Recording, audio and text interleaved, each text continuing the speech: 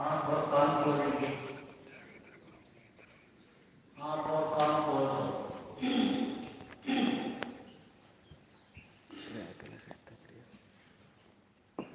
जय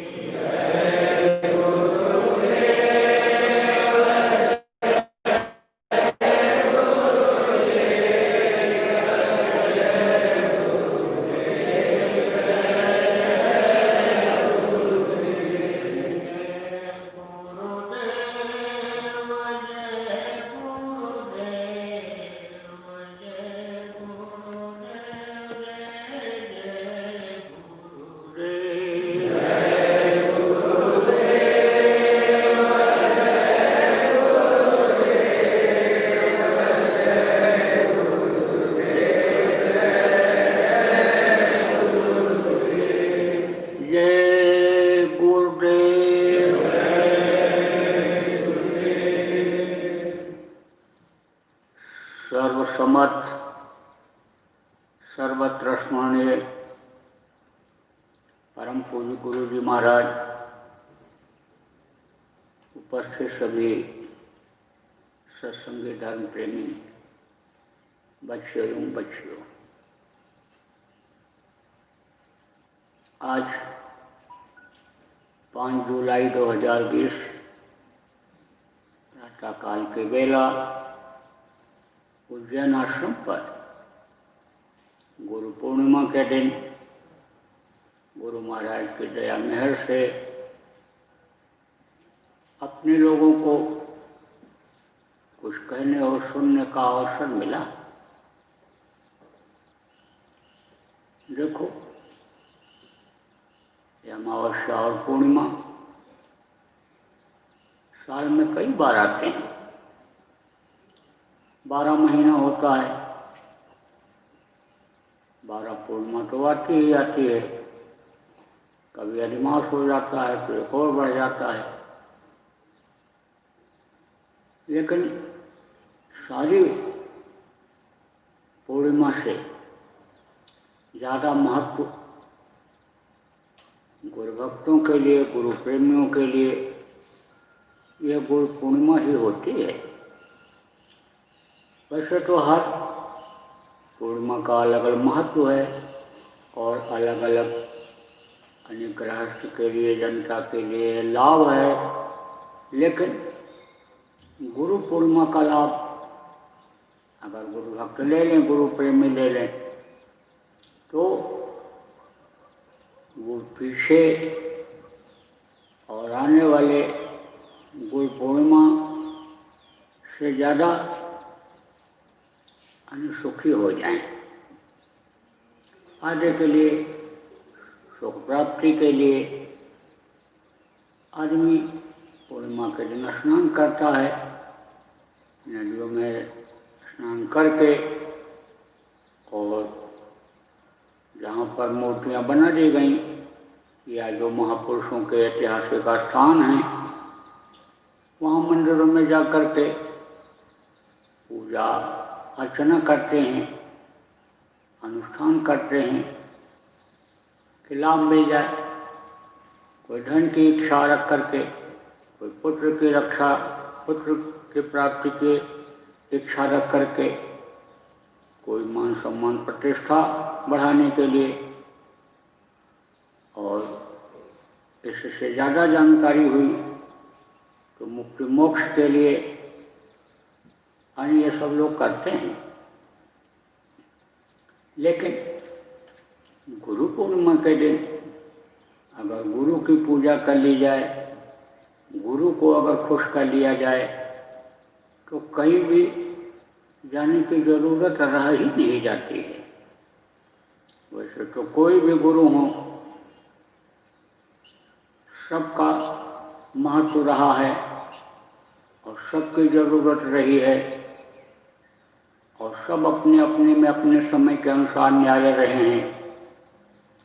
लेकिन ये समय कलयुग में जो संत सद्गुरु हैं, भाग्य से जब मिल जाते हैं और उनके आदेश के पालन में जब भक्त लग जाते हैं और आदेश के अनुसार जब काम करने लगते हैं, तो इस मलिन युग में यानी कलयुग में भी सुख और शांति की प्राप्ति होती है, परिवार में बढ़ोतरी होती है, मानसिक कष्ट, शारीरिक कष्ट, आत्मिक कष्ट सब दूर हो जाते हैं और आत्म साक्षात्कार हो जाता है। देवी कौन है, देवता कौन है, भगवान कौन है, सत्पुरुष कौन है, अलखनामी पुरुष कौन है, हर तरह की जानकारी हो जाती है। तो आज जगह जगह पर गुरु पूर्णिमा के दिन लोग गुरु की पूजा अपने तौर तरीके से करें, क्योंकि ये सबको जानकारी लगभग गुरु प्रेमियों को हो जाती है कि गुरु की ज़रूरत हमेशा लोगों को पड़ी और गुरु के बगैर कोई एक कदम आगे बढ़ नहीं सकता। स्वामी जी महाराज ने लिखा कि गुरु बिन भव निरतरै न कोई, जो विरंची शंकर समोई। उन्होंने कहा कि गुरु के बगैर चाहे ब्रह्मा जैसा कोई हो, चाहे शिव जैसा कोई हो, पार जा ही नहीं सकता है। आप देखो कि इन लोकों से ऊपर जाने की जो सीमा है, उसी के समझो नीचे ही रहना पड़ता है। सीमा से बाहर निकलने का जो दरवाज़ा है, रास्ता है, वो बगैर गुरु के मिल नहीं सकता। इसलिए उन्होंने कहा कि गुरु की अत्यंत ज़रूरत है। कबीर साहब ने तो यहाँ तक कहा कि निगुरा मुझको ना मिले और पापी मिले हजार, एक निगुरा के शीश पर लख पापी का भार, लाख पापियों का बोझा निगुरा के सिर पर होता है। इसलिए गुरु का करना जरूरी होता है। आप इतिहास उठा करके देख लीजिए, अगर कोई इंसान से भगवान बना, कोई भी मनुष्य अगर पूज्य बना, तो किसकी दया कृपा से? गुरु की कृपा से। आज जिनकी पूजा हो रही जगह जगह, मूर्तियाँ बनी हुई हैं, मंदिर बने हुए हैं, ऐसे आप देखो कि देवता भगवान जिनको कहते हो, उन लोगों ने भी गुरु किया। सतयुग के बाद त्रेता युग आया। त्रेता में रामचंद्र का अवतार हुआ, राजा दशरथ यहाँ पैदा हुए, विश्वामित्र उनको भगवान बनाने के लिए, योगी बनाने के लिए बहाने से राजा दशरथ से मांग करके लेकर के गए थे। क्योंकि राजा समझो कि महत्व गुरुओं को देते थे, ऋषियों को, मुनियों को देते थे, क्योंकि उनका कोई निजी स्वार्थ ऋषि मुनियों का रहता नहीं था। जिसके राज्य में रहते थे उस राजा की मदद करते थे, और जब मदद करते थे, सहयोग करते थे, तो उन्हीं को राजगुरु मान लिया करते थे। तो जब राजा दशरथ से कहा विश्वामित्र जी ने कि राक्षस मांस के टुकड़ों को काट काट करके हमारे यज्ञ कुंडों में डालने लगे हैं, दुर्मज मख भोजन होम सराधा, जाय करो इनकर तुम बाधा।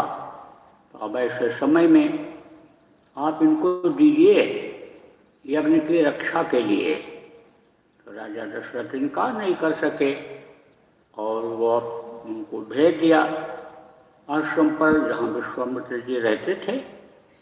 फिर गृहस्थ आश्रम में कैसे रहा जाएगा, गृहस्थ धर्म का पालन कैसे किया जाएगा, माता पिता कौन होते हैं, पिता के आदेश का पालन किस तरह करना चाहिए, सारी चीज़ों को उनको उन्होंने सिखाया, बताया। जितना भी भौतिक ज्ञान उनको था पूरा उन्होंने इनको दिया। और आप समझो कि 9 गुण इनमें भरे, राजेश तपस्वी संतुष्टा सत्यवादी जितेंद्रिय दाता शूर दयालुष्या वेद पाठी एते 9 गुण। 9 गुण जब लेस किया तो आप देखो पिता के आदेश पर राम राज गद्दी पर ठोकर मारकर जंगल चले गए। कोई भी उनके पास शस्त्र चलाने वाला नहीं। जंगल में सीता का हरण भी हो गया, कोई फौज फाटा नहीं। लेकिन जो विश्वामित्र से उन्होंने सीखा था, आप ये समझो जो ज्ञान उनको मिला था, जो विद्या उनको मिली थी, जिससे उन्होंने रिद्धि सिद्धि की प्राप्ति की थी, वही रिद्धि सिद्धि कामधेनु, वही शक्ति, वही अल्मा गल्मा महिमा शक्ति, यह सब भर दिया किसके अंदर, बंदर और भालुओं के अंदर। और देखो बंदर और भालू उड़ने लग गए, कितने कितने योद्धाओं की ताकत एक एक बंदर और भालू में आ गई। आप देखो हनुमान उड़ करके और समझ लो कि गए पहाड़ उठा करके ले आए, छलांग लगा करके समुद्र पार कर गए। तो ये सब शक्तियाँ कहाँ से मिली थी उनको, गुरु से मिली थी, राम को गुरु से मिली थी। और वो उनके बंदर और भालुओं के अंदर भरे, और फिर उन्हीं के द्वारा, उन्हीं की मदद से उन्होंने रावण जैसे पराक्रमी का विनाश किया, धर्म की स्थापना किया। वापस लौट करके जब अयोध्या आए तो लोग उनको मर्यादा पुरुषोत्तम राम के नाम से जानते थे। लेकिन जब प्रजा का पालन ठीक से करने लग गए, एक एक आदमी की जान की कीमत समझने लग गए, उनके विचार और भावनाओं को समझने लग गए, अपने समझ लो कि पत्नी को भी प्रजा के कहने पर घर से बाहर निकाल दिया, सोच करके कि हमारे प्रजा के अंदर किसी भी तरह की शंका न रह जाए। और अपने प्रताप से और अपने क्रियाकलाप से देवताओं को खुश किया। जल पृथ्वी अग्नि वायु और आकाश के जो 5 देवता हैं, इनको खुश किया, समय पर जाड़ा करवाया, समय पर बरसात करवाया। आप ये समझो रोग रहित लोगों को बनाया, तब उनको लोग भगवान माने। तो उन्होंने भी गुरु किया था। आप समझो इनके पिता ने भी गुरु किया। गुरु वशिष्ठ कुल पूज्य हमारे, किनके कृपा धनुर्जन मारे, यानी गुरु वशिष्ठ को उन्होंने कुल पूज्य बताया। कुल मतलब ऊपर के कुल खानदान को। रघु के खानदान के ये थे, तो रघु ने भी माना इनको, गुरु किया। और इनके पिता भी वशिष्ठ को गुरु आए समझो कि माने, गुरु वशिष्ठ कुल पूज्य हमारे। तो आप ये समझो कि गुरु उन लोगों ने भी किया। आप ये देखो संदीपनी गुरु किनके थे? आप समझो कि अन्य संदीपनी गुरु कृष्ण भगवान के थे। उन्होंने भी गुरु किया। जब त्रेता और द्वापर खत्म हुआ, कलयुग आया, तो कलयुग में कबीर साहब जैसे संत जब आए तो उन्होंने भी गुरु किया। आप ये समझो कि कबीर साहब ने ही संत मत का रास्ता प्रशस्त किया। समझो कि उन्होंने ही संत मत को लोगों को बताया और समझाया, सतलोक का भेद बताया। उन्होंने भी गुरु किया था। आप देखो जितने भी गुरु हुए, गुरु परंपरा के अंतर्गत सब लोगों ने गुरु बनाया। आप 10 गुरु देखो हुए पंजाब में।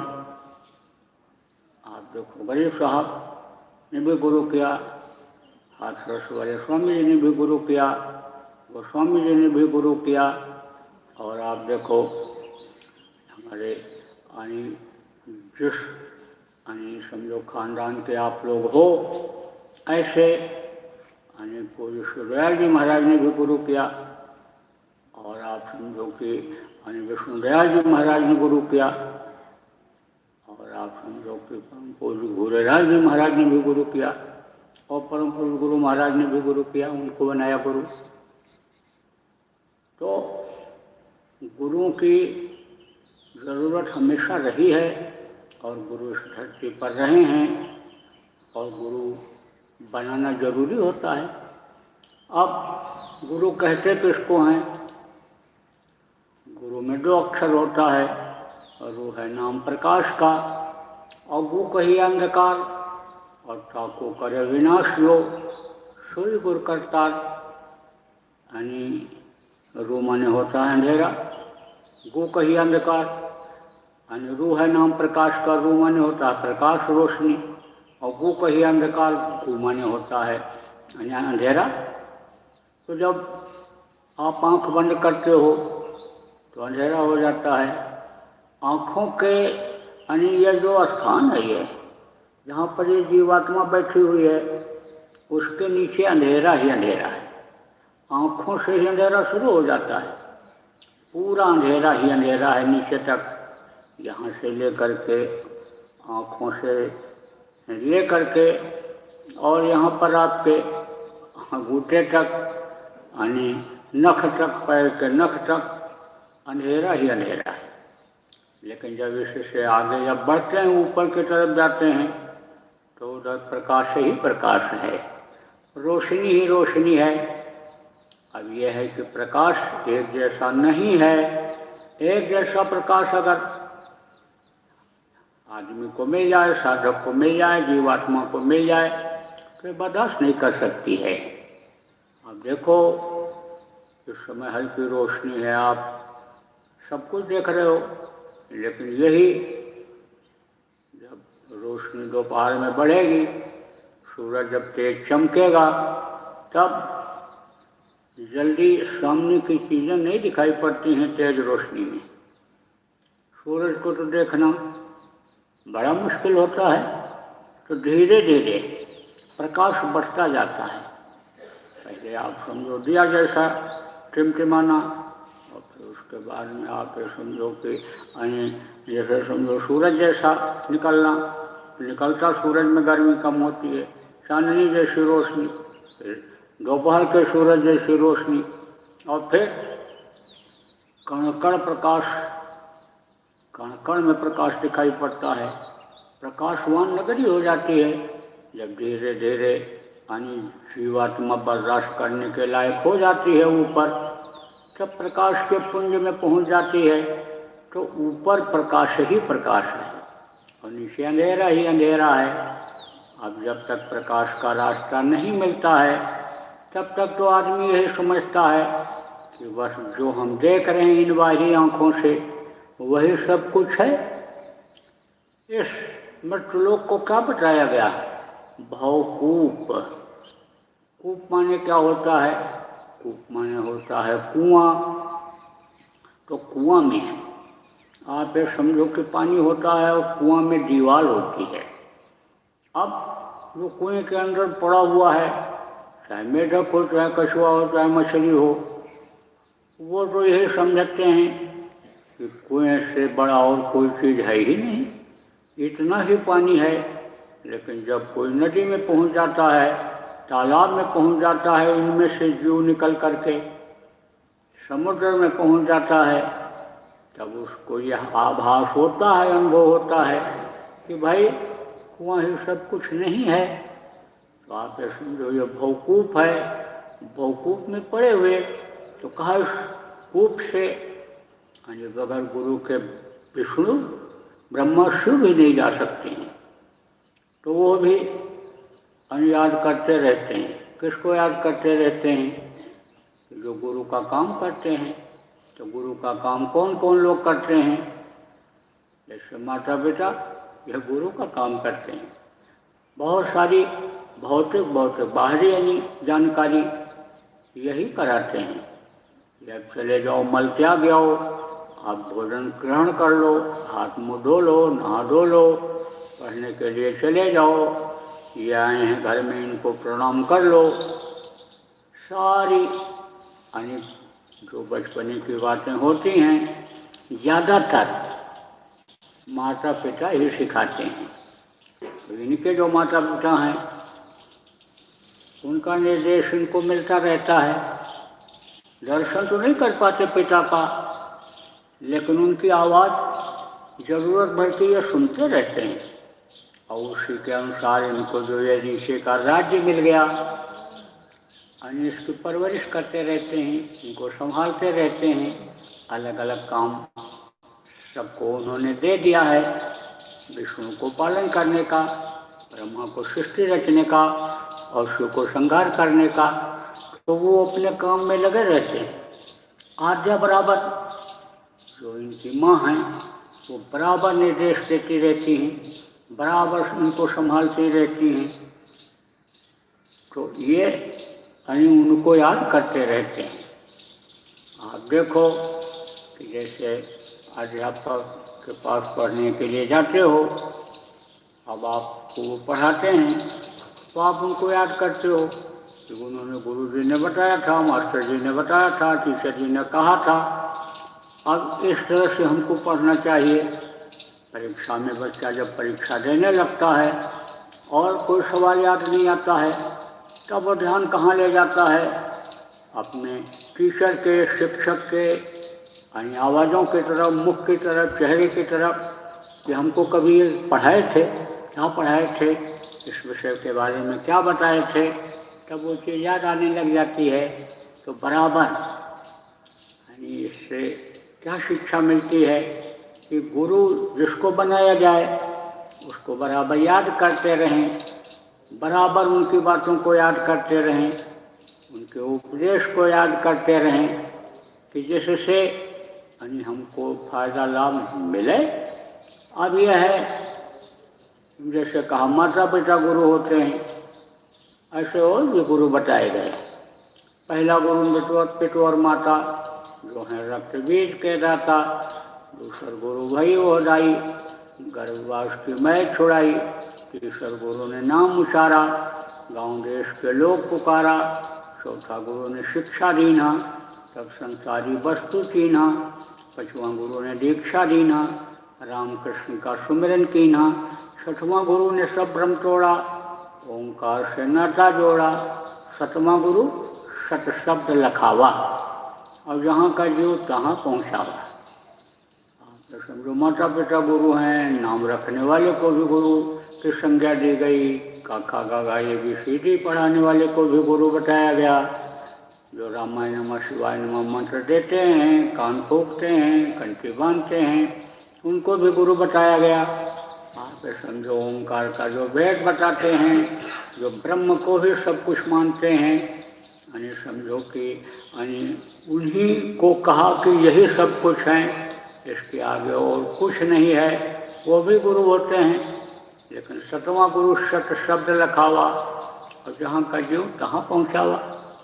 शब्द वेदी अलग होती है, क्योंकि ये सारा संसार और ये ब्रह्मलोक, पार ब्रह्मलोक, और ये मृत्यु लोक, और ये सूर्य चंद्र लोक, ब्रह्मा विष्णु महेश लोक, और ये ईश्वर लोक और आज्ञा लोक, ये सब अन्य समझो शब्द से ही बने हुए हैं। शब्द का खिंचाव हो जाता है तो ये सब सिमट जाते हैं। तो शब्द की जानकारी किसको होती है? शब्द की जानकारी सतवां गुरु जिनको बताया गया, जिनको सदगुरु कहा गया, समर्थ गुरु कहा गया, मुसलमान फकीरों ने मुर्शिद कामिल कहा। ऐसे गुरु जब मिल जाते हैं तो दुनिया की चीज़ों का ज्ञान तो करा ही देते हैं। खान पान कैसा होना चाहिए, यानी समझो विचार भावना कैसी होनी चाहिए, गृहस्थाश्रम में किस तरह से रहना चाहिए, समझो बरकत किस तरह से मिलनी चाहिए, लेनी चाहिए, इन सारी चीज़ों की जानकारी तो उनसे मिल ही जाती है। लेकिन आत्मा का कल्याण कैसे हो, इसकी भी जानकारी समर्थ गुरु से मिल जाती है। जिनको समर्थ गुरु कहा गया उनसे जानकारी मिल जाती है तो आत्म कल्याण भी हो जाता है। अब आप जो एकदम नए लोग हो, कहोगे भाई आत्म कल्याण क्या चीज़ है, आत्मा क्या चीज़ है? आत्मा एक ऐसी चीज़ है, ये बालू का कण होता है, ऐसे नहीं मालूम पड़ता कितना छोटा है। जब सूरज की किरण उस पर पड़ती है और वो चमकता है तब मालूम पड़ता कि ये बहुत छोटी सी चीज़ें चमक रही है। उसका लाखों गुना कर दिया जाए, यानी उसके लाखों गुने हिस्से कर दिए जाए, लाख गुना उसको छोटा कर दिया जाए तो भी समझो कि वो बड़ा मिलेगा आपको। आत्मा उससे भी छोटी है। बाल के कई टुकड़े, लाखों टुकड़े कर दिए जाएं, पतले फाड़ करके, लेकिन तो भी आत्मा उससे छोटी मिलेगी आपको। इन बाहरी आंखों से नहीं देख सकते हो, अंदर की दृष्टि से देख सकते हो।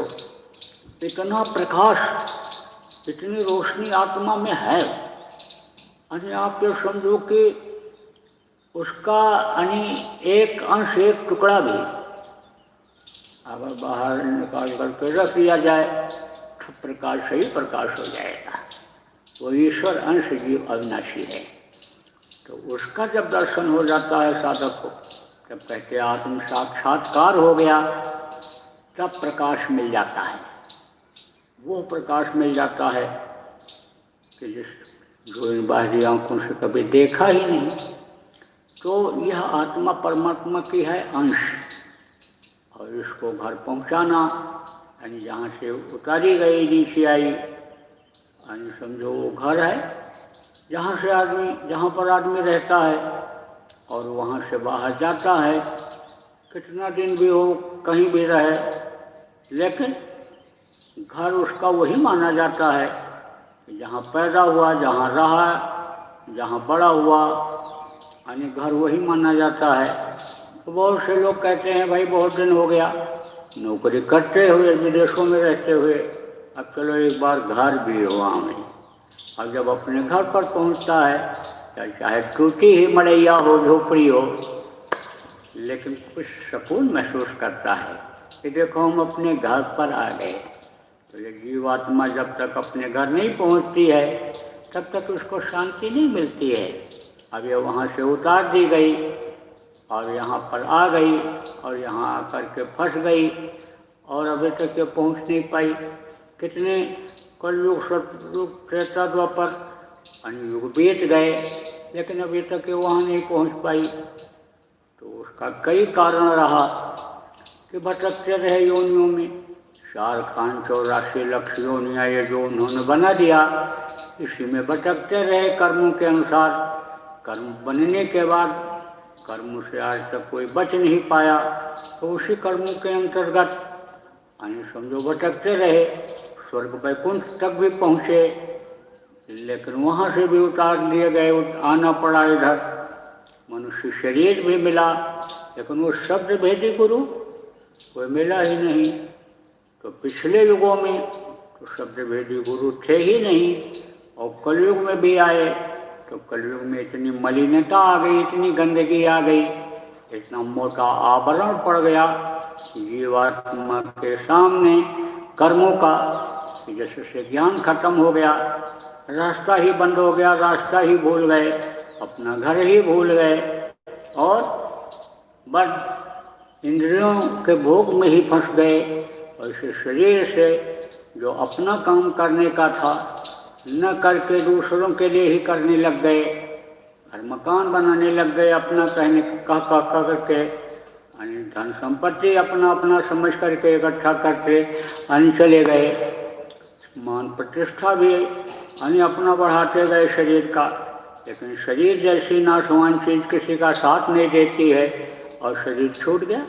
शरीर छूट गया तो ये चीज़ें सभी छूट गई, जिसको अपना कहते थे वो छूट गई। और फिर शरीर से जो कर्म किया, बुरा अच्छा जो भी किया, उसकी सज़ा मिल गई। बुरा किया नरकों में चले गए, मार खाए। समझो अच्छा किया स्वर्ग वैकुंठ में चले गए, लेकिन वहाँ से भी उतार दिए गए।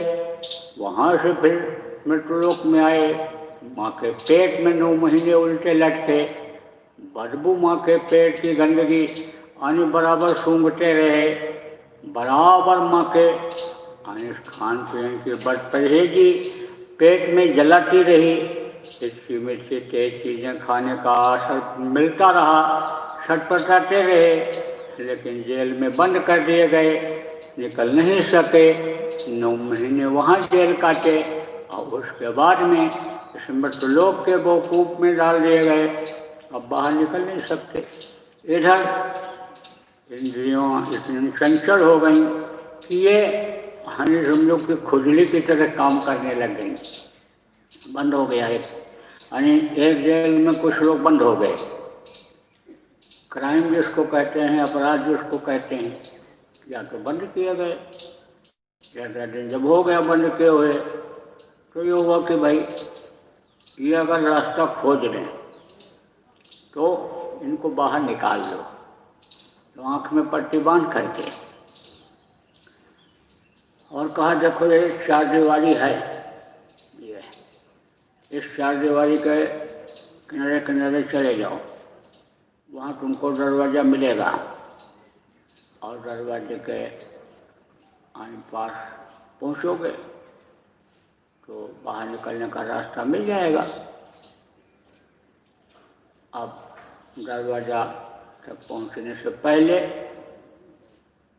ऊपर से खुजली पैदा होने वाली थी, डालने की व्यवस्था कर दिया। देखो अब इस समय पर तो सब केमिकल जिसको कहते हो, ये कोई द्रव पदार्थ द्रव ये होता है, लगा देने से, ऊपर डाल देने से खुजली पैदा हो जाती है, जलन पैदा हो जाती है, चमड़ियाँ कट जाती हैं, घाव हो जाता है, तरह तरह का आदमी ने बना लिया। और कुदरती खुजली पैदा करने की जो चीज़ होती है वो आप समझो जैसे कोई कीड़ा ही आ गया और बैठ गया, कुदरत ने पैदा किया है। तकलीफ देने के लिए कीड़ा आके बैठ जाती है और जलन होने लगती है, खुजली होने लगती है। कुछ पेड़ के जो रस होते हैं टपकते हैं और वो भी जहरीले होते हैं, बदन के ऊपर पड़ जाता है, वहाँ खुजली होने लगती है। कुछ फल ऐसे होते हैं वहाँ जैसे कि अगर लग जाए बदन में तो वहाँ भी खुजली होने लगती है। ऐसे ही खुजली की व्यवस्था के लिए इंतजाम कर दिया। अब जब नज़दीक में पहुँचे और वो गिरे तो आँख में पट्टी तो बंधी ही रहती थी। ऐसे ऐसे टटोलते दीवार तो आते थे और नज़दीक में जब पहुँचे तो बस बदन में खुजली होने लग जाए, खुजलाने लग जाए इसे और दरवाजे से आगे निकल जाए। चक्कर काटते रहते थे और निकल नहीं पाते थे। तो यह जिसने फंसाया, जिसका ये देश है, जिनको काल भगवान कहते हो, ईश्वर कहते हो, खुदा कहते हो, बहुत से लोग उन्हीं को भगवान मान लेते हैं। बहुत से उनके जो पुत्र हैं ब्रह्मा विष्णु महेश को मान लेते हैं, जो उन्होंने उत्पन्न किए मान्यता दिया। यानी समझो कि पेड़ पौधों को मान्यता दे दिया, मिट्टी पत्थर को मान्यता दे दिया इस समय फंसाने के लिए। कुछ तो उन्हीं को मान लेते हैं कि यही भगवान है। तो जिनको थोड़ी जानकारी हो जाती है भगवान मान लेते हैं, उन्होंने ये सब खुजली की यानी समझो की व्यवस्था कर दिया।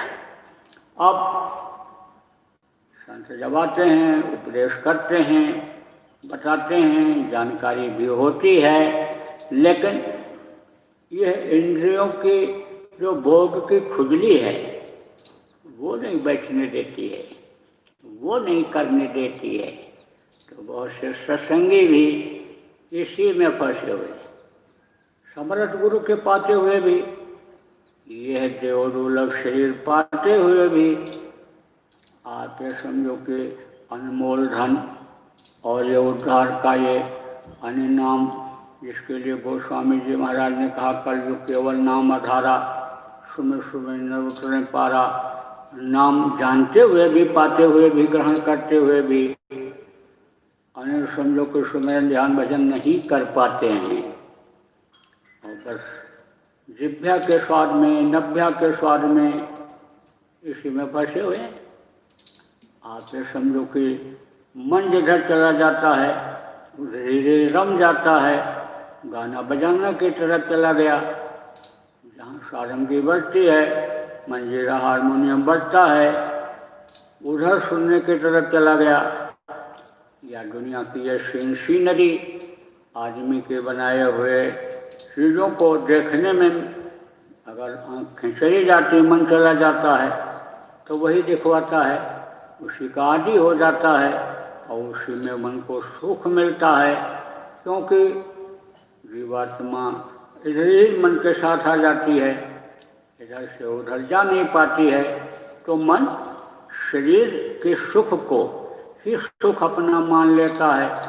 तो मन यानी समझो इंद्रियों के पास बैठ करके और इसी में रमा देता है, जानते हुए भी, ज्ञान होते हुए भी, और इंद्रियों के भोग में सुख खोज रहे हो, जबकि सुख इसमें है ही नहीं।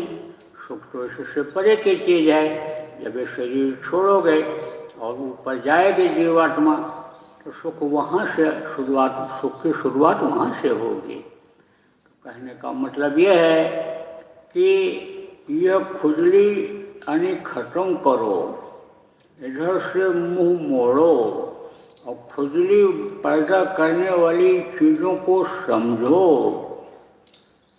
और समझो कि यानी इनको धीरे धीरे धीरे छोड़ दो।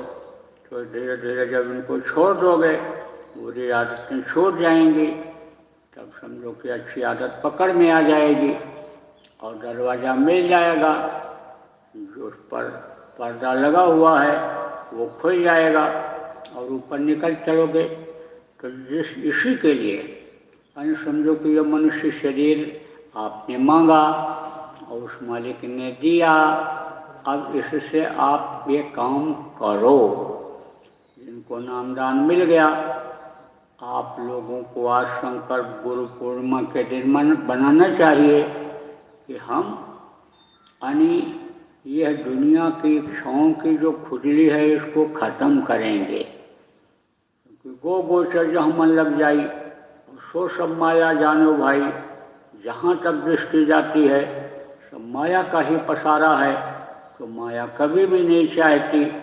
और ये जिनका देश है, जिनकी यह धरती है, आसमान है, जिनका अन्न खाते हो, जिनके पेड़ पौधे का फल खाते हो, यानी वो जो इसका रचना किया है काल भगवान जिनको, कहते हैं आप कहते हो वो भी नहीं चाहते हैं कि ये निकल पाऊँ मैं।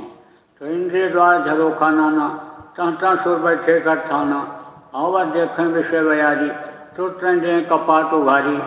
33 करोड़ दुर्गा और 10 करोड़ शंभु बैराट के साथ शुरू में उत्पन्न किया था। किस लिए? इसीलिए कि इनको फंसा करके रखो, इंद्रियों के घाट पर इनको बैठा दो, रोम रोम में इनको बैठा दो, ये देवता निकलने न दें इनको। तो रोम रोम पर, गोस्वामी जी ने कहा रोम रोम पर देवता बैठे हुए, निकलने नहीं दे सकते हैं। लेकिन निकलोगे कैसे? अब तो फंस गए हो। आपको गुरु की दया निकालेगी, गुरु की शक्ति निकालेगी, गुरु का पावर निकालेगा। गुरु के संकल्प के आगे इनका कुछ नहीं चलता है, क्योंकि ये जिनको अपना पिता मानते हैं, समझो कि वो भी जो सदगुरु इस धरती पर आते हैं उनके आदेश को समझो वो काटते नहीं हैं, उनकी मौज को वो काटते नहीं हैं, तो इनकी क्या चलेगी? जब इनके खानदान की नहीं चलती है, समझो इनके पिता पितामह की नहीं चलती है उनके आगे, तो इनकी क्या चलेगी? तो यह भी समझ लो कि ढीले पड़ जाते हैं। यमराज और यमराज के दूतों की बात तो छोड़ो, ये जिनको देवता भगवान कहते हो, जिनको आप सब कुछ मान बैठे हो, क्योंकि आगे का आपको मालूम नहीं है, तो जिनको सब कुछ मान बैठे हो, यह भी समझो कि मौज के आगे संतों के सदगुरु के समझो कि इनकी भी नहीं चलती है। जैसी उनकी मौज होती है उनको छोड़ दे देते हैं। लेकिन संत चूँकि मनुष्य शरीर में ही आते हैं, मनुष्य शरीर में इसलिए आते हैं कि अन्य लोग पहचान नहीं पाएंगे, जान नहीं पाएंगे और उपदेश को समझ नहीं पाएंगे। आप देखो मनुष्य शरीर में आप भी हो और मनुष्य शरीर में दूसरे देश के भी लोग हैं, लेकिन भाषा एक दूसरे की नहीं समझ पाते हैं। आप ये देखो अलग अलग भाषा हो गई। पहले ऐसा नहीं था, केवल एक भाषा पूरे विश्व में थी, संस्कृत भाषा थी। तो संस्कृत भाषा को लोग समझते थे और ये जो वेद हैं, वेद संस्कृत में ही लिखे हुए हैं, शुद्ध प्योर जिसको कहते हैं संस्कृत, उसमें लिखे हुए हैं। तो वेदों को लोग पढ़ते थे और वेदों को पढ़ते थे, हर चीज़ को समझते थे, आदेश का पालन उन आयतों की, उन शब्दों की, उन लाइनों की करते थे।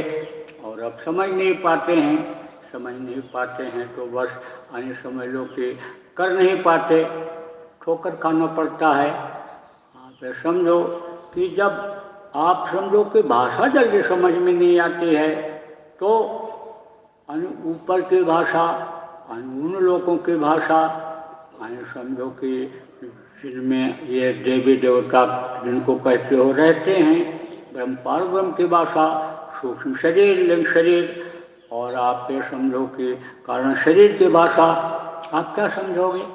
तो भाषा का भाषा करने वाले, टीका करने वाले, कहने का मतलब है कि ट्रांसलेशन करने वाले तो मनुष्य मिल जाते हैं, लेकिन उन भाषाओं को यहाँ कौन समझाएगा?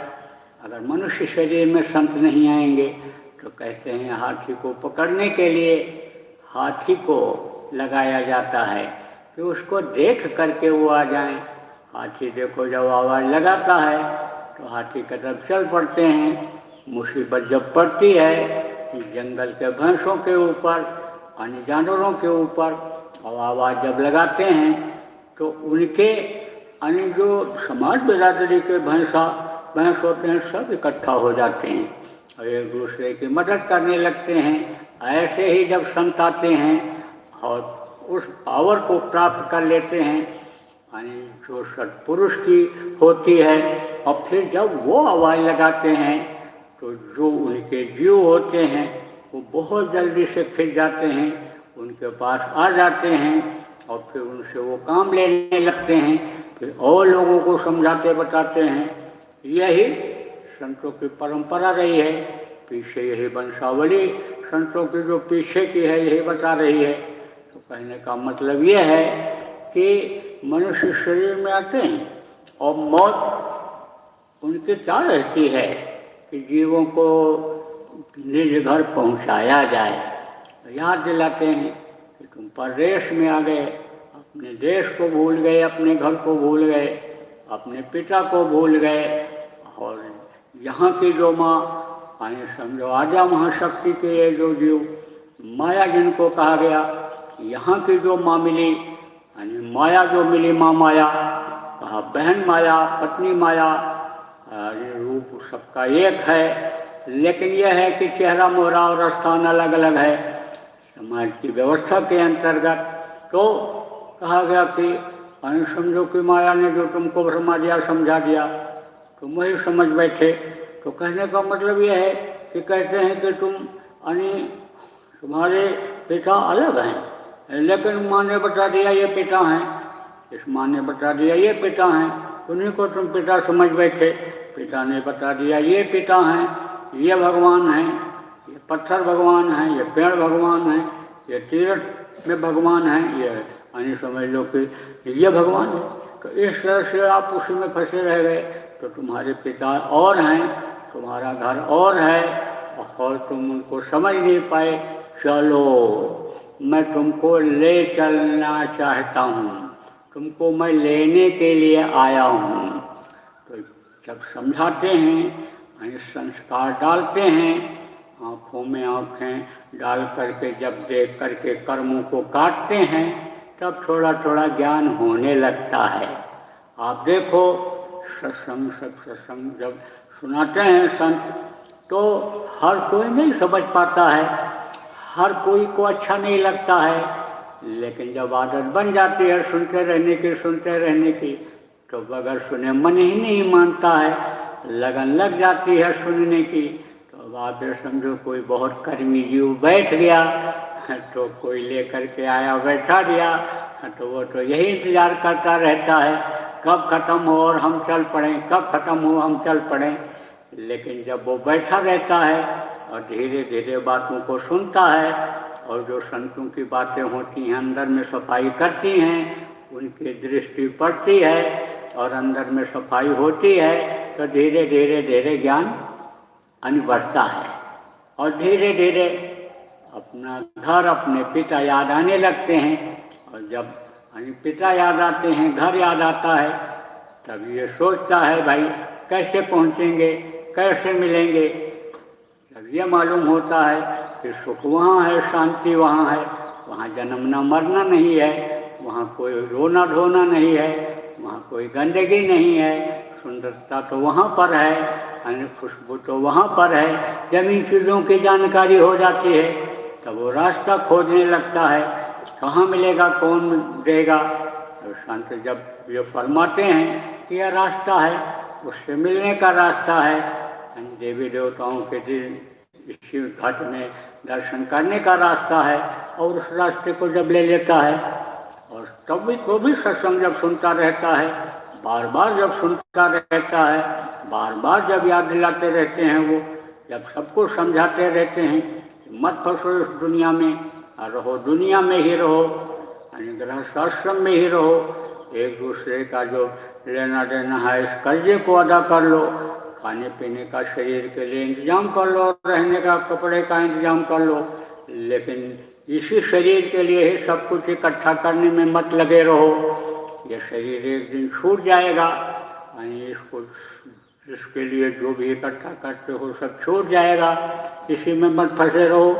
तो जब इस चीज़ की जानकारी हो जाती है कि भाई कुछ वहाँ के लिए भी करना चाहिए, तब नामदान लेने के बाद, रास्ता जानने के बाद लगता है और करने लगता है। तो कहा गया कि जब करने लगता है तो मन जहाँ लगता है वो काम कराता है, और मन लगा करके आदमी जो काम करता है, चाहे दुनिया का काम हो, चाहे परमार्थ का काम हो, चाहे शरीर का काम हो, चाहे आत्मा का काम हो, तब उसमें कामयाबी मिलती है।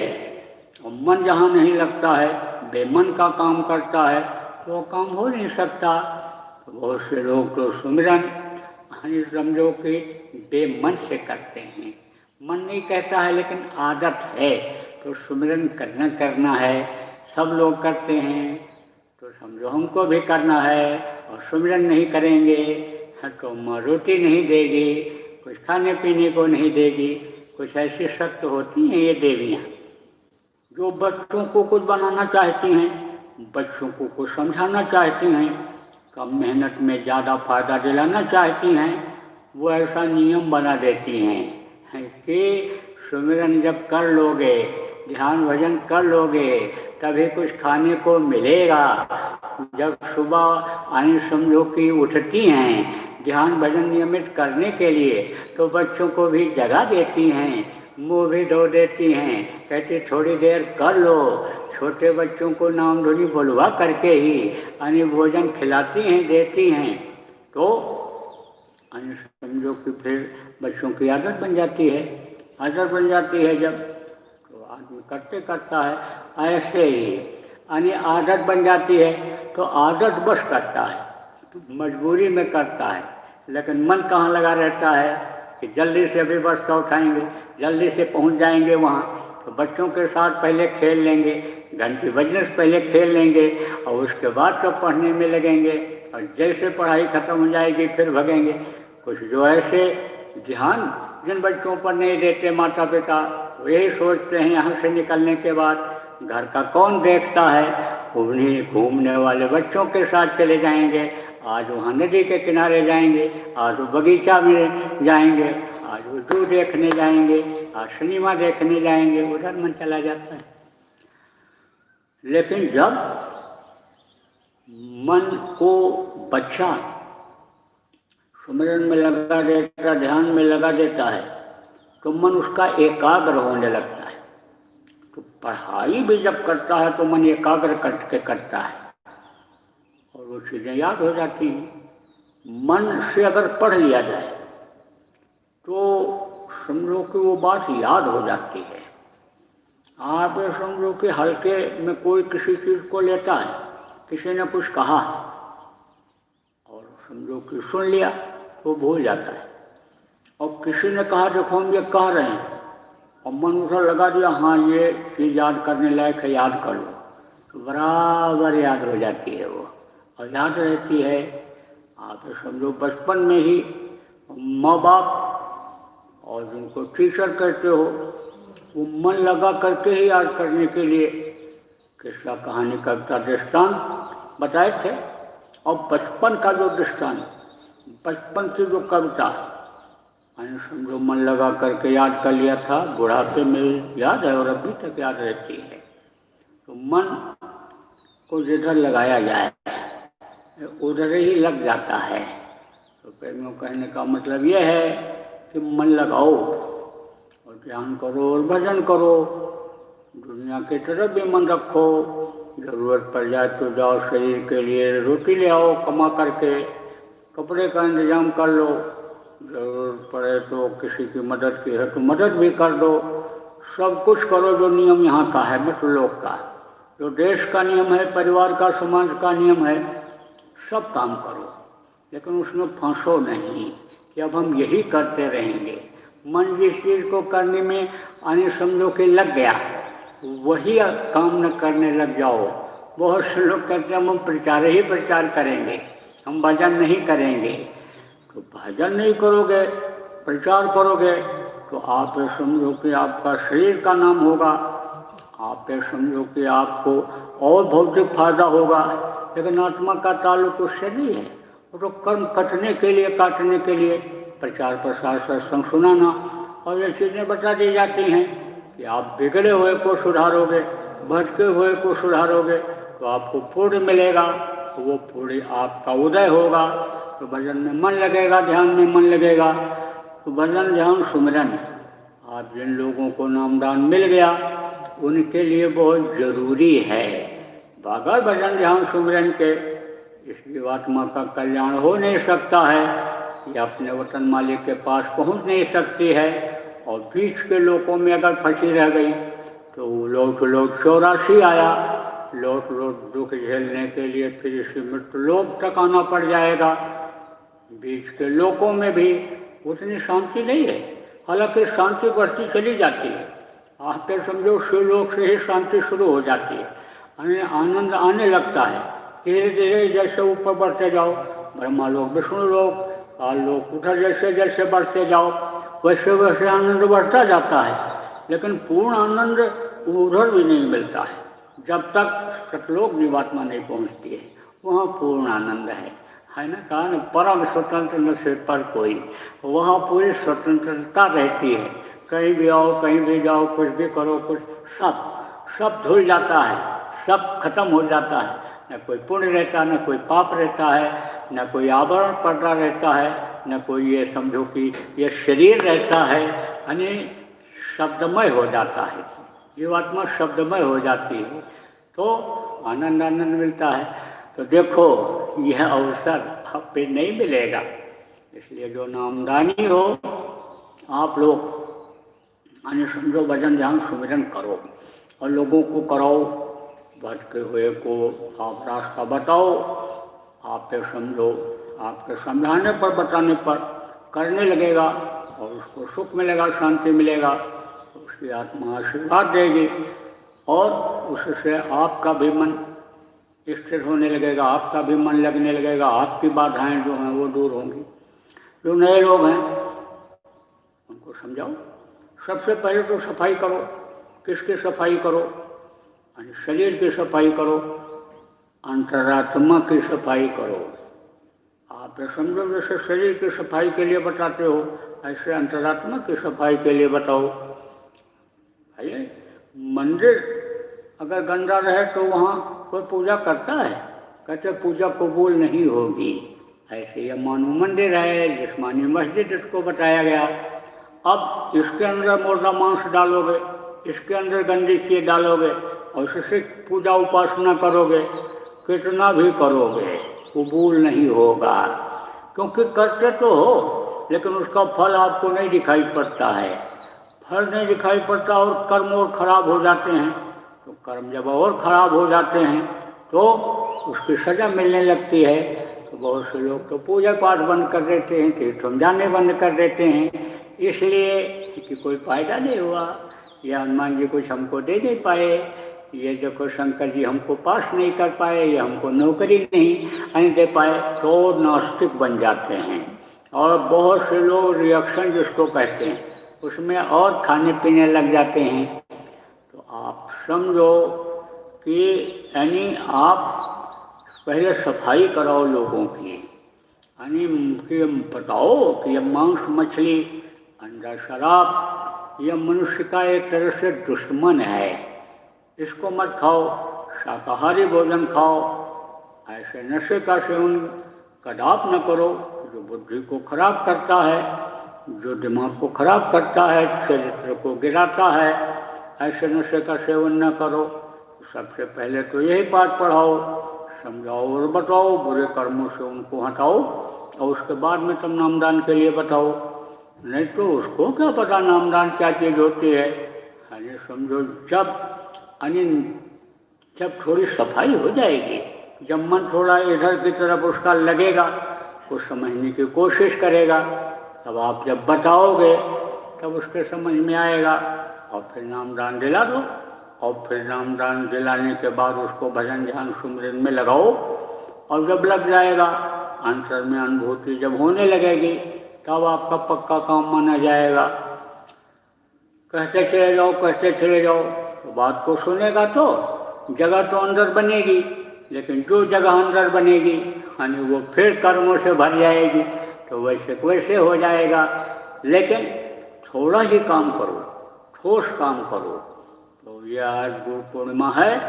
आज के दिन से आप सब लोग जितने भी प्रेमी देश विदेश में हो, ये अभियान चलाओ, लोगों के शरीर को, मानो मंदिर को साफ रखने का, यानी समझो लोगों को गुरु करने का। गुरु के बगैर यानी काम बनने वाला नहीं है।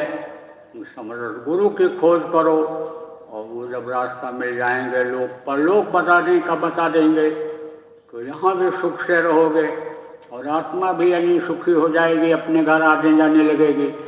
तब जब इस तरह के भाव बन जाएं, तब आप नामदान के बारे में बताओ। यह सीधा सरल रास्ता है, आपको मिल जाएगा।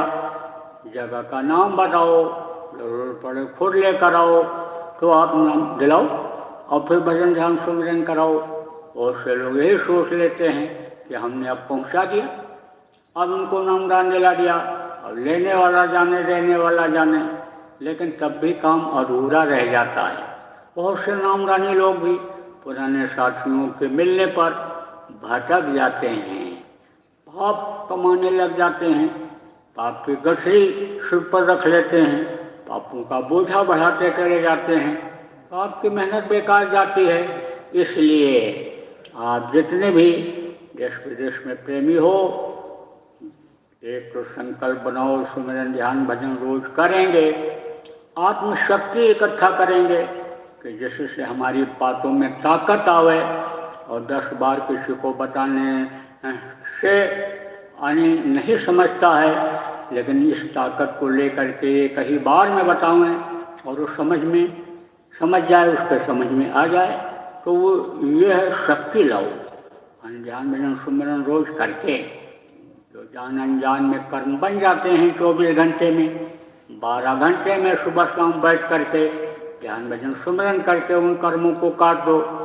आप बिल्कुल निर्मल रहो और फिर मुँह से जब आप बोलो तो उसके समझ में कुछ आवे और वो बदले, जिससे आप कहो और दूसरा काम ये करो सुधार करने का। आगे देखो, यानी जो जय गुरुदेव नाम बताया गया, इस जय गुरुदेव नाम को आप लोगों को बुलवाओ। आगे का समय बहुत खराब आ रहा है, दिन ब दिन खराब होता जा रहा है, और इस समय कब कहाँ क्या हो जाए कुछ नहीं कहा जा सकता है। आप देखो, इस गुरु पूर्णिमा से अगले गुरु पूर्णिमा तक बहुत अनहोनी घटनाएं घटेंगी जिसके बारे में लोग सोच नहीं सकते हैं। नई नई चीज़ें उभर करके आएंगी, बीमारियाँ, लड़ाई झगड़ा, खून खराबा, ये अभी और बहुत बढ़ेगा। प्राकृतिक आपदाएं जैसे सूखा, बाढ़, अकाल और ये जमीन का हिलना, भूकंप जिसको कहते हो, और आसमानी जो आवाज़ होती है जिसको आप समझो कि कहते हो कि आसमानी बिजली गिरी जिसको कहते हैं, यह सब अभी गिरेंगे। ये बिजली की चमक पैदा होगी, धरती फटेगी, आदमी का तो रहने का कोई सवाल ही नहीं उठता है। तो ये घटनाएं अभी बहुत घटेंगी क्योंकि कर्म लोगों के बहुत खराब होते जा रहे हैं। मानव का कर्म तो आदमी बिल्कुल छोड़ दिया, और आप पे समझो कि पशु भी नियम से रहते हैं, संयम से रहते हैं, उनके जैसा भी कर्म आदमी नहीं कर रहा है। तो समझ लो, कहने का मतलब यह है कि कभी भगवान था, फिर इंसान कहलाया, अब तो हैवान बनता जा रहा है, तो सजा तो मिलेगी। कब तक बर्दाश्त करेगा? लेकिन ये जो जय गुरुदेव नाम है, इसका प्रचार अगर प्रेमियों आप कर दोगे, लोगों तक, जन जन तक ये जय गुरुदेव नाम पहुंचा दोगे, बोलना सिखाना अगर आप शुरू कर दोगे, रटाना शुरू कर दोगे, तो इससे लोगों को राहत मिल जाएगी। अगर जबान पर लोगों के जय गुरुदेव नाम आ गया और मुसीबत के समय जय गुरुदेव नाम बोले तो बचत हो जाएगी। इसलिए जय गुरुदेव नाम का प्रचार बराबर करते रहो, बराबर जय गुरुदेव नाम लोगों तक पहुंचाते रहो। तो देखो, आज गुरु पूर्णिमा से आने समझ लो कि ये जो राखी पूर्णिमा आ रही है श्रावण की, उस पूर्णिमा तक पूरे विश्व में जहाँ जहाँ प्रेमी हो वहाँ एक अभियान चलाओ, जय गुरुदेव नाम लोगों को रटाने का, जय गुरुदेव नाम के प्रचार का, और आप समझो कि नाम ध्वनि का एक अभियान चलाओ। और कहा गया गुरु पूजा में सबकी पूजा, गुरु समान कोई देव न दूजा। गुरु के बारे में लोगों को बताओ, गुरु के महत्व को समझाओ और गुरु के देन को याद कराओ। कहा गया कि सतगुरु की महिमा अनंत, अनंत किया उपकार, जो इन्होंने उपकार किया, यानी बंधन से मुक्त कराया, ये शारीरिक बंधन से, और ये समझो जीवात्मा के बंधन से मुक्त कराया, अपने घर पहुंचाया, वतन पहुंचाया, इसी मनुष्य शरीर में इनको भगवान देवी देवता कहते हो उनका दर्शन कराया, अन्य ब्रह्मांड लोकों में घुमाया, सत्पुरुष का दर्शन कराया। इनकी महिमा के बारे में लोगों को बताओ, इनकी पूजा कराओ। पूजा का रूप बदल लिया लोगों ने, कहते गुरु का अंगूठा धो करके पियो, गुरु को बढ़िया खिलाओ, गुरु का हाथ पैर दबाओ, बढ़िया पहनाओ, यह गुरु की सेवा है। गुरु जब चले जाते हैं तो मूर्तियाँ बना करके और धोने लगते हैं, उसको पीते हैं, फूल पत्ती चढ़ाते हैं, धूप अगरबत्ती दिखाते हैं। तो धूप अगरबत्ती ये किसका भोजन है? आप ये समझो कि ये तो लिंग शरीर वालों का भोजन है। इसमें देवी देवता रहते हैं, भूत प्रेत रहते हैं, जिन पिशाच रहते हैं, ये उनका भोजन है। तो आप समझो कि ऐसे का पूजा कर रहे हो कि जो मान लो उस योनि में गए, तो उसी योनि में अगर गए तो वो खुद नहीं पार हो सकते, खुद वो बंधन में हैं। जैसे बताया भवकूफ है, ऐसे लोग हैं, उन लोगों से वो नहीं निकल सकते, आपको क्या निकालेंगे? इसलिए समझो कि उस पूजा से कोई फायदा नहीं है। किससे फायदा है? जिससे गुरु खुश रहें। तो गुरु किससे खुश होते हैं? कि जो उनके उपदेश का पालन करता है, जो रास्ता बताते हैं उस रास्ते पर जो चलता है, उससे वो खुश रहते हैं।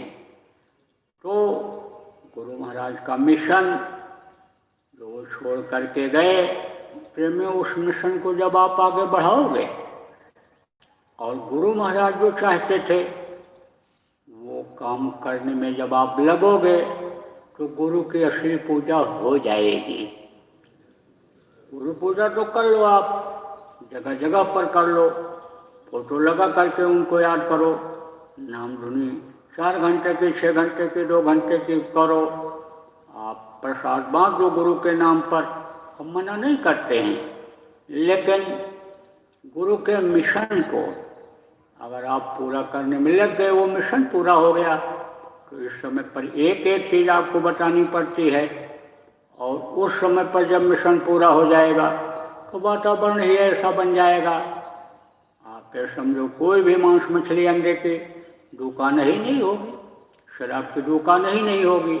जैसे कोरोना रोग फैला तो शराब बंदी हो गई, मांस की दुकानें लोगों ने बंद कर दिया, कोई खाने वाला नहीं, तो क्या मारेंगे जानवरों को, क्या दुकान खोलेंगे? तो ऐसा वातावरण जब हो जाता है तो मेहनत ही नहीं करनी पड़ती है कि मत खाओ, मत पियो, मत। अभी वातावरण कब होगा? जब उस तरह का युग आएगा। कौन सा युग आएगा? कौन से युग में ऐसा नहीं था? सतयुग में ऐसा नहीं था। सतयुग जब आ जाएगा अपने आप सब सही हो जाएगा। सतयुग योगी सब विज्ञानी, रटना नहीं पड़ेगा, सिखाना नहीं पड़ेगा, जबरदस्ती सुमिरन ध्यान भजन नहीं कराना पड़ेगा। जैसे आदत बन जाती बहुत से बच्चों की कि बिस्तर से उठे, धरती को प्रणाम किया, माता पिता को प्रणाम किया, और अपना टट्टी मैदान दैनिक क्रिया करने के बाद थोड़ी देर मालिक भगवान को याद करने का, और फिर भगवान का नाम लेकर के पढ़ने जाने का। देखो बहुत से बच्चे सरस्वती उपासना वंदना करते हैं, यौगिक देवताओं का ध्यान करते हैं, पढ़ाई शुरू करते हैं। बहुत से स्कूलों में भी वंदना प्रार्थना इस तरह की होती है। ऐसी आदत अब बनानी पड़ती है, उस समय सबकी आदत ऐसी हो जाएगी। तो सतयुग को क्यों न ले आओ? गुरु महाराज का जो संकल्प इस धरा पर ही सतयुग लाने का था, और इस अभियान को वो छोड़ करके गए, तो उसी को क्यों न कर लो? भक्ति पूरी हो जाएगी, ये मेहनत आपकी जो पूरे जिंदगी करोगे और वह सब वातावरण बने न बने, तो आप थोड़ा सा मेहनत सब लोग कर लो, उसके योग बना लो, लायक बना लो, वातावरण बना लो, सतयुग आ जाए तो सब काम अभी हो जाएगा। तो आएगा तो बैठा न जाए देव ऋषमारी। संतों की बातें गलत नहीं होती, संत की बात सही होती है। अब यह है कि बहुत दूर का बोलते हैं, जब दूर की बात पहले बता देते हैं तब लोगों के समझ में नहीं आता है। आज समझो कई साल पहले जब ये सब बातें बताई जाती थी कि ऐसा रोग फैलेगा कि डॉक्टर खोज नहीं पाएंगे, और खोजेंगे तब तो बहुत लोग मर जाएंगे, जब ये बातें बताई जाती थी कि लाशें लोग नहीं उठाएंगे, डर के मारे हमको भी ना हो जाए, तब लोगों के समझ में नहीं आता था, सुनते नहीं थे। अब वो एक एक बात को याद कर रहे हैं, लेकिन फिर भूल जाएंगे। आदमी के बोलने की आदत होती है, तो फिर उसी आदतों में, पुरानी आदतों में आ जाएंगे। अभी तो जब तकलीफ होती है तब जिन चीज़ों के खाने से तकलीफ हुई डॉक्टर उसी को मना करता है, उसको छोड़ देते हैं, और जैसे ठीक हो जाते फिर करने लग जाते हैं। लेकिन जब वातावरण ऐसा बन जाएगा, अच्छा समय आ जाएगा, तब ये आदत छूट जाएगी लोगों की। तो महात्माओं की बातें गलत नहीं होती, सब सत्य होंगी। अब यह है कि अभी से अगर पकड़ लें, पकड़ा दें लोगों को, उन बातों को उनके आधार पर चला दें, तो ये काम जल्दी हो जाएगा। तो देखो प्रेमी, आज सुबह इतनी टाइम नामदान नहीं होगा। नामदान अगर मौसम सही रहा तो शाम को होगा, और आज शाम को 4 बजे से सत्संग होगा। तो जो नामदान लेने वाले का दुख का सुन तो 4 हो। अभी तो ऐसे बहुत लोगों को रोका गया यहाँ आने से, लेकिन गोल भटक करके इधर उधर से जो आ गए हो, या आस पास के लोग मान लो आए और नामदान लेकर चले गए, तो उनको नामदान दे दिया जाएगा। 4 बजे से आए सत्संग होगा शाम को, उसमें नामदान आपको मिल जाएगा। तो बोलो जय गुरुदेव। देखो पूजन हमने तो कर लिया गुरु महाराज का, और प्रसाद भी उनकी दया का बन गया।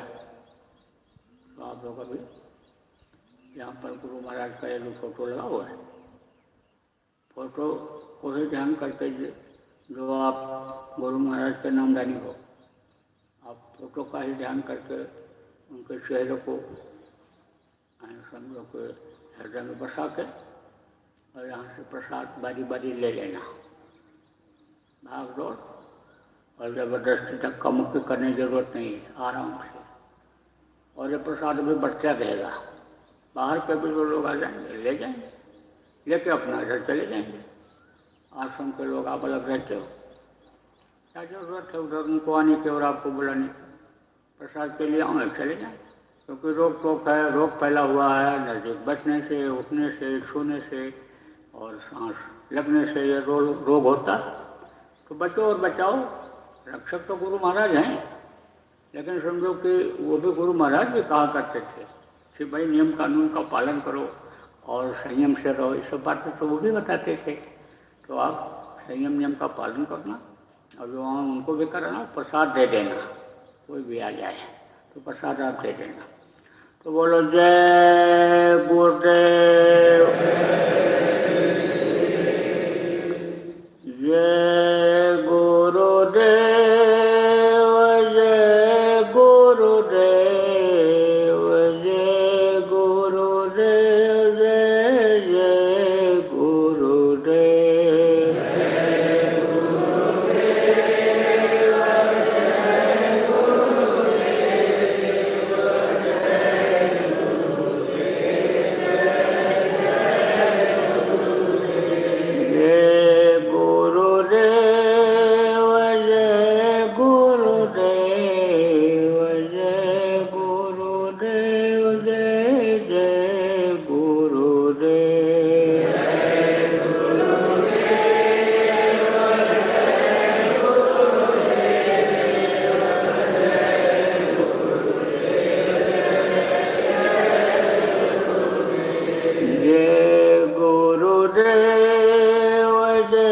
गुरु